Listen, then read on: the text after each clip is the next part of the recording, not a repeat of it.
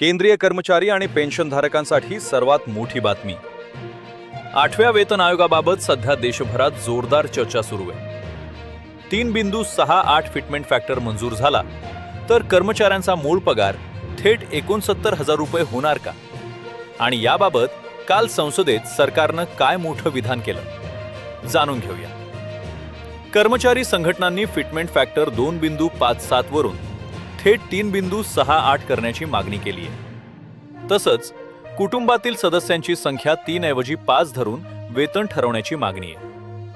जर 3.68 fitment factor लागू झाला तर सध्या असलेला 18,000 रुपयांचा किमान बेसिक पगार थेट 65,000 ते 69,000 रुपयांपर्यंत पोहोचू शकतो. आता हा वाढीव पगार कधी लागू होणार? तर 3 नोव्हेंबर 2025 रोजी स्थापन झालेल्या 8व्या वेतन आयोगाला शिफारशी सादर करण्यासाठी 18 महिन्यांचा कालावधी दिलाय. याचा अर्थ आयोगाचा अंतिम अहवाल मे 2027च्या मध्यापर्यंत सरकारकडे सादर होईल. आता सर्वात महत्त्वाचा प्रश्न, काल संसदेत काय घडलं?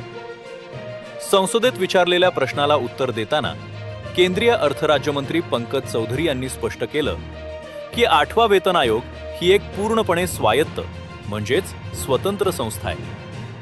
आयोग काय चर्चा करतोय याचा कोणताही अंतरिम रिपोर्ट सरकारला देणं बंधनकारक नाही.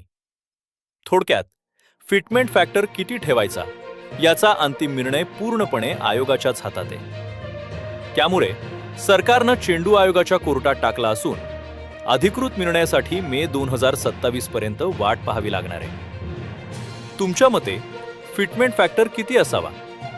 कमेंटमध्ये नक्की सांगा. अपडेटसाठी व्हिडिओला लाईक आणि चॅनलला सबस्क्राईब करायला विसरू नका. धन्यवाद.